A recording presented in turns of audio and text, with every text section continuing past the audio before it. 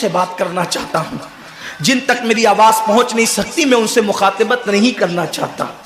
اہل سیاست کے معاملات جانے، ظالم اپنے ظلم کے انجام کو پہنچنے کے لیے تیار رہے، کفر کردار تک کے کافر اپنے کفر کے انجام کو پہنچنے کے لیے تیار رہے، میں نے ان سے کوئی گفتگو نہیں کرنا۔ لیکن آج کسی قوم کی بیٹی کی اگر آبرو کو لوٹ کر کے امت کو ذلیل کرنے کی کوشش کی جا رہی ہے، اگر تمہارے گھروں کو جلا کر تمہیں بے گھر کرنے کی کوشش کی جا رہی ہے، اگر تمہیں تباہی کے دہانے پر پہنچانے کی کوشش کی جا رہی ہے، اگر تمہیں غربت کی سطح سے نیچے گرا کر تمہارے ایمان کو چھیننے کی کوشش کی جا رہی ہے، تو کب تک دوسروں پر انگلی اٹھاتے رہو گے؟ میری قوم کے جوانوں، اللہ کے حبیب نے آج سے 1450 سال پہلے تمہاری ذلت و رسوائی کا سبب بیان کیا۔ اقبال رونا روتے ہیں، وائے ناکامی متائے کارواں جاتا رہا، کارواں کے دل سے احساس ضیا جاتا رہا۔ ماہ رمضان میں شراب کے اڈوں کو آباد کرنے والے، ماہ رمضان میں زنا کے اڈوں کو آباد کرنے والے، ماہ رمضان میں چھپ چھپ کر کھانے والے، ماہ رمضان میں اللہ اکبر اپنے ہاتھوں کی انگلیوں سے انٹرنیٹ کی جو ہے وہ بٹن کو چھیڑ کر کے زنا کے مناظر دیکھنے والے، اپنے ماں باپ کا دل دکھانے والے، لوگوں پہ ظلم کرنے والے، نماز کے اوقات میں بستر کی پہ سکون کی نیند سونے والے، دل کھول کر کان کھول کر اپنے ایمان کے کانوں سے، اپنی غیرت کے کانوں سے، اپنے دل کے کانوں سے میرے نبی کی حدیث کو سن لو۔ اللہ کے حبیب صلی اللہ علیہ وسلم فرماتے ہیں میری امت کو اس وقت تک کوئی رسوا نہیں کر سکے گا، میری امت کو اس وقت تک کوئی ذلیل نہیں کر سکے گا جب تک امت ماہ رمضان شریف کا احترام کرتی رہے گی۔ حضرت ام ہانی نے پوچھا یا رسول اللہ، ماہ رمضان شریف کا احترام کرنا کیا ہے اور رمضان شریف کا حق ضائع کرنا کیا ہے؟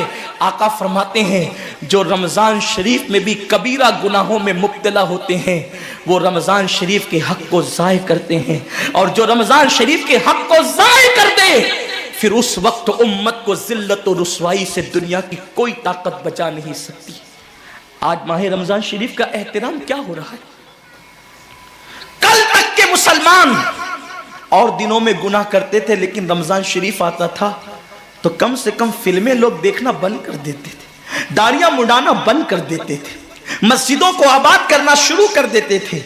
اب تو لوگ کس قدر بے باک ہو گئے، کس قدر نڈر ہو گئے کہ رمضان شریف میں بھی لوگ اپنے آپ کو گناہوں سے نہیں روکتے، بلکہ میری قوم کا جوان بڑے دھڑلے سے کہتا ہے یار اپنے سے روزہ نہیں رکھا جاتا، اس لیے کہ ہمیں تو گٹکے کی عادت ہے، ہمیں تو پان کی عادت ہے، ہمیں تو سگریٹ کی عادت ہے۔ شرم کرو، شرم کرو، نبی کے نام پہ جان قربان کرنے کی بات کرنے والوں، جو نبی کے نام پر 12-16 گھنٹے بھوکے اور پیاسے نہ رہ سکے وہ نبی کے نام پہ جان کیا قربان کر سکتے؟ اور جب سے تم نے احترام رمضان المبارک ترک کر دیا تمہاری آبرو کو لوگوں نے کھیل بنا لیا، اور اب تو لوگوں کو احساس گناہ بھی نہیں رہا، احساس جرم بھی نہیں رہا۔ گناہ کے ساتھ اگر احساس گناہ انسان کی زندگی میں ہے تو انسان اپنے آپ کو گناہوں سے بچا لیتا ہے، لیکن اب ہمارے اندر احساس گناہ نہیں، اب تو ہم گناہ کو ہنر سمجھتے ہیں، اب تو ہم گناہوں کو فیشن سمجھتے ہیں۔ احساس گناہ کیا ہے؟ اگر انسان گنہگار ہو اور احساس گناہ بھی ہو تو وہ ایک نہ ایک دن سدھر جاتا ہے، وہ ایک نہ ایک دن سنور جاتا ہے۔ ہمارے پاس احساس گناہ ختم ہو گیا۔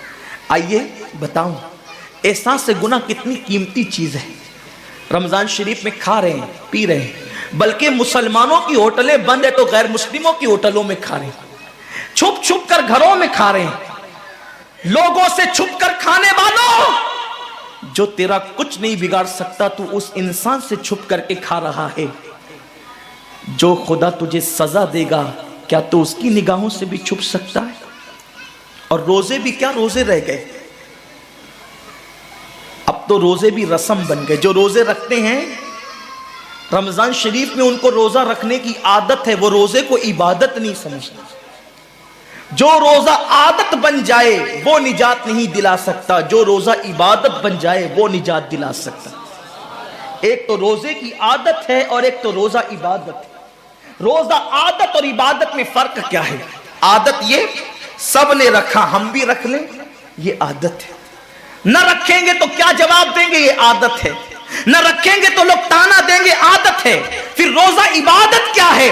روزہ عبادت یہ ہے کہ اللہ نے روزہ رکھنے کا حکم دیا ہے اور مصطفیٰ جان رحمت نے روزے کا حق یہ بتایا ہے اگر تو روزہ رکھے تو صرف بھوکا پیاسا نہ رہے بلکہ تیرا ہاتھ بھی روزے دار رہے، تیری زبان بھی روزے دار رہے، تیری آنکھ بھی روزے دار رہے، تیرا پیر بھی روزے دار رہے، تیرا کان بھی روزے دار رہے. کان روزے دار اس طرح کہ کان اللہ کے ممنوع کردہ چیزوں کو نہ سنے، ہاتھ روزے دار اس طرح ہاتھ اللہ کے منع کردہ کاموں کو نہ کرے، زبان روزے دار اس طرح کہ زبان اللہ کی ممنوع کردہ چیزوں کو ادا نہ کرے، پیر روزے دار اس طرح کہ پیر اس جگہ چل کر نہ جائے جہاں اللہ نے جانے سے منع کیا ہے. جب تو ان سارے اعضاء کو روزے دار بناتا ہے تو ایسے روزے کے معاملے میں میرا اللہ فرماتا ہے روزہ میرے لیے ہے اور میں ہی اس کی جزا ہوں.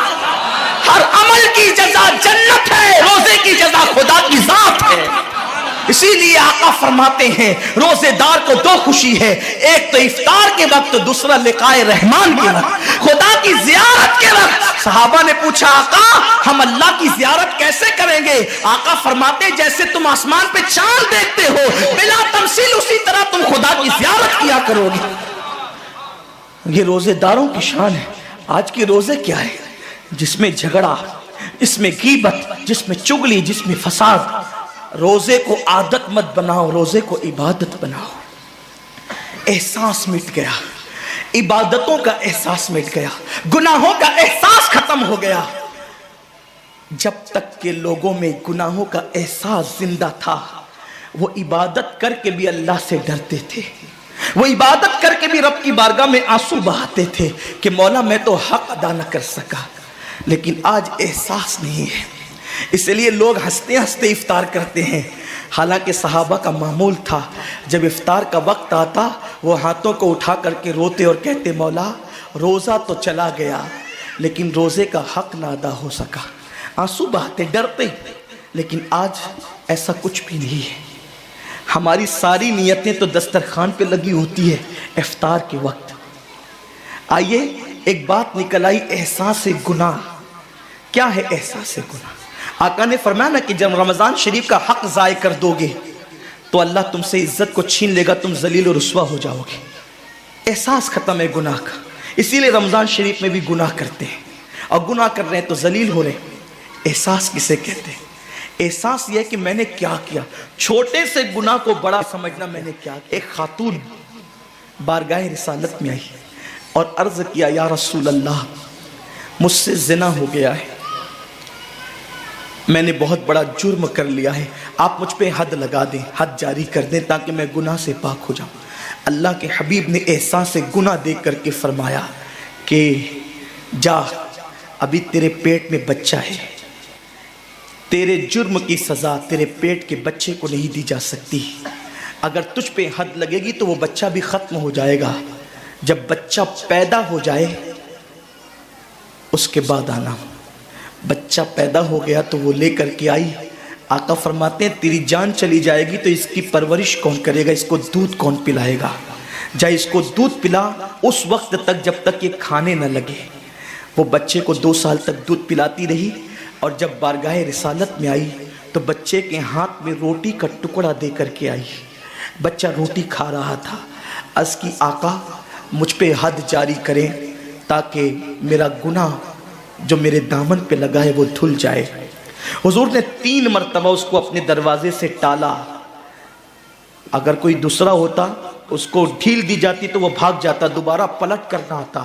لیکن احساس گناہ تھا، گناہ کا احساس تھا کہ یہاں گناہ مٹ جائے تاکہ وہاں جواب دینے سے بچ جاؤں. اس خاتون نے 3 مرتبہ حاضری دی، حضور اب میرا بچہ روٹی کھانے لگا ہے، مجھ پہ حد لگا دے تاکہ میں پاک ہو جاؤں. اللہ کے حبیب نے فرمایا اللہ کی بندی جب اللہ نے تیرے جرم پہ پردے ڈال دیے تھے تو تو نے اظہار جرم کیوں کیا؟ اب چونکہ تو جرم کا اظہار کر چکی ہے، اقبال گناہ کر چکی ہے، اب تجھ پہ حد لگائی جائے گی۔ اور اس کو سنگسار کر دیا گیا۔ جب وہ مر چکی اور اس کو دفن کر دیا گیا تو کسی نے کہا کتنی بدبخت تھی وہ عورت جس نے رسول پاک کے دور میں منہ کالا کیا۔ میرے نبی نے فرمایا تو اس کا گناہ دیکھتا ہے، تو اس کا احساس گناہ نہیں دیکھتا۔ اس نے ایسی توبہ کی ہے، اگر اس کی توبہ 70 جہنمیوں پہ تقسیم کی جاتی تو اللہ ان کو بھی جنت عطا فرما دیتا۔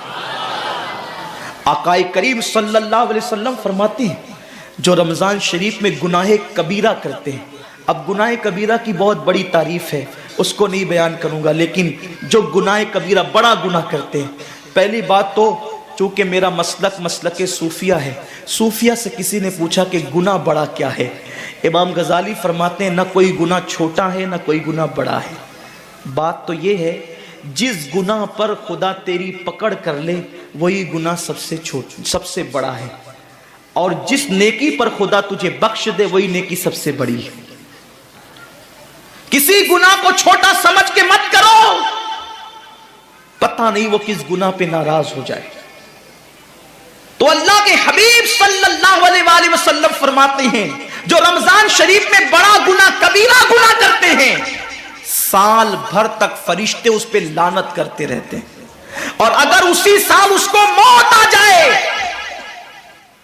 اسی سال جس نے ماہ رمضان میں گناہ کبیرہ کیا تھا، اس نے بڑا گناہ کیا تھا، اب بڑے بڑے گناہوں کو گنایا گیا۔ مثال کے طور پر کسی عورت پر غلط نیت سے نظر ڈالنا یہ گناہ کبیرہ ہے، جھوٹی قسم کھانا یہ گناہ کبیرہ ہے، ناپ تول میں کمی کرنا یہ گناہ کبیرہ ہے، کسی کو دیکھ کر اس کا مذاق اڑا کے دل دکھانا یہ گناہ کبیرہ ہے، کسی کی امانت میں خیانت کرنا یہ گناہ کبیرہ ہے،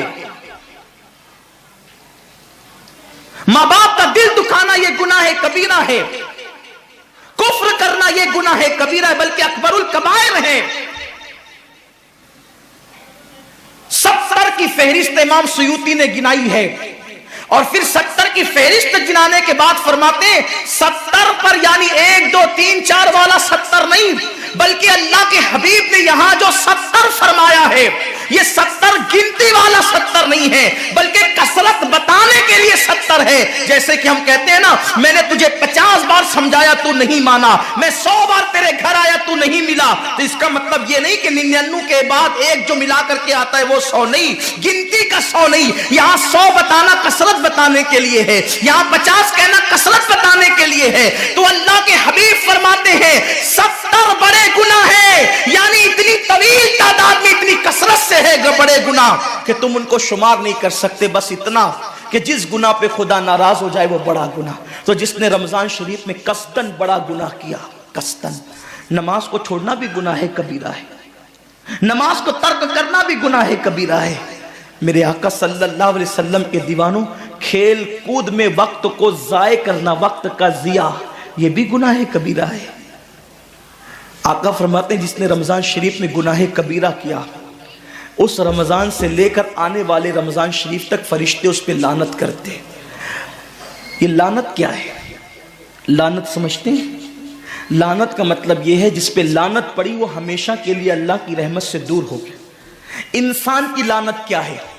انسان کی لعنت، ایک جانور پر حضور علیہ الصلوۃ والتسلیم کسی صحابی کے جانور پر بیٹھے تھے، وہ دھیرے چل رہا تھا، کسی نے کہہ دیا کہ اس پہ لعنت تو یہ دھیرے چلتا ہے، حضور علیہ السلام نے اس جانور کے نیچے اتر کر فرمایا جس پہ لعنت کر دی گئی میں اس جانور پہ سواری نہیں کر سکتا۔ یہ ایک انسان کی لعنت کا اثر ہے، جس پہ معصوم فرشتے لعنت کرے اس کا انجام کیا ہوگا، وہ بھی 1 2 لعنت نہیں۔ رمضان شریف کو چھوٹا مت سمجھیے، 1 کے 70 پر آپ کی نظر ہے، گناہ نیکیوں کی کثرت پہ آپ کی نظر ہے، گناہوں کی تباہی پہ آپ کی نظر نہیں ہے۔ اللہ کے رسول صلی اللہ علیہ وسلم نے فرمایا جیسے ماہ رمضان شریف میں نیکیوں کا درجہ بڑھ جاتا ہے، ویسے ماہ رمضان شریف میں گناہوں کا بھی معاملہ بڑھ جاتا ہے۔ یعنی اگر رمضان شریف میں تم ایک گناہ کرو گے تو اور دنوں کے اندر جو گناہ کرتے تھے اب اس گناہ سے زیادہ تمہیں عذاب دیا جائے گا، کیونکہ آپ نے ماہ رمضان کی حرمت کو پامال کیا ہے، آپ نے ماہ رمضان شریف کی عزت کو پامال کیا ہے۔ تو سوچو انسان کی لعنت پڑے، یہ حال ہے تو جس پہ فرشتوں کی وہ بھی ایک دو نہیں پورے سال تک فرشتے لعنت کرتے ہیں۔ اور اللہ کے نبی صادق و مصدوق نبی نے فرمایا کہ اگر وہ اسی سال رمضان شریف آنے سے پہلے مر جائے تو اس کے پاس کوئی نیکی نہیں ہوگی جو اس کو جہنم کی آگ سے بچا سکے، اور اس کا ٹھکانہ تو جہنم ہی ہوگا۔ خدا کے لیے اپنے حال پہ رحم کرو، اپنے آپ کو جہنم کا ایندھن مت بناؤ۔ ہمارا جسم اتنا طاقتور نہیں ہے کہ ہم اپنے جسم پر جہنم کے عذاب کو برداشت کر سکے۔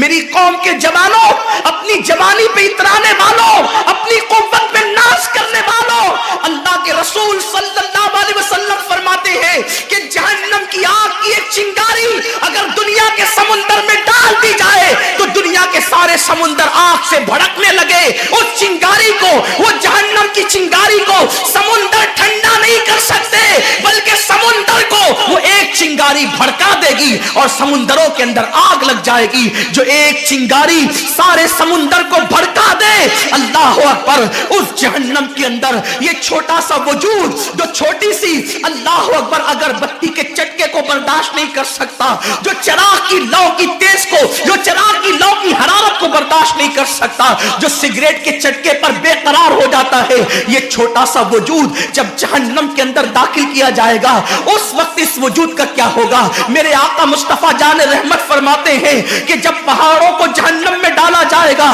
تو پہاڑ ایسے پگھلنے لگیں گے جیسے نمک کو پانی میں ڈالنے سے نمک پگھلنے لگتا ہے۔ میرے بھائیوں، خدا کے لیے اپنے حال پر رحم کرو، اپنے آپ کو جہنم کا ایندھن مت بناؤ۔ اللہ اکبر، تراویح کے وقت میں پیر پھیلا کر محلوں میں بیٹھنے والوں، روزوں کے وقت میں چھپ چھپا کر کھانے والوں، اللہ کی غیرت کو چیلنج مت کرو۔ اللہ کے حبیب نے فرما دیا کہ جو گناہ کبیرہ رمضان شریف میں کرے گا سال بھر فرشتوں کی لعنت ہوگی۔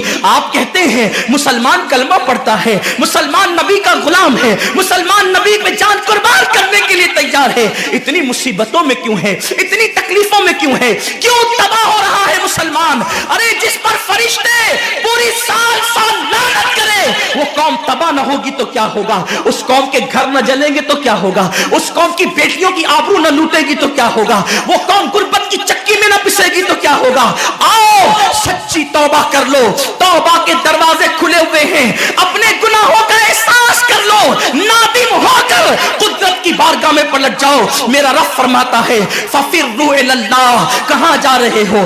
دوڑو اللہ کی طرف، پلٹو اللہ کی طرف۔ بڑے سے بڑا پاپی اگر خدا کی طرف احساس گناہ لے کر، ندامت کے آنسو لے کر اللہ کی بارگاہ میں پلٹا ہے تو اللہ نے اس کو مغفرت کا پروانہ عطا کیا ہے۔ میرے رب کا وعدہ ہے جو میری بارگاہ میں پلٹتے ہیں میں ان کو لوٹاتا نہیں ہوں، میں ان کو معاف کر دیتا ہوں۔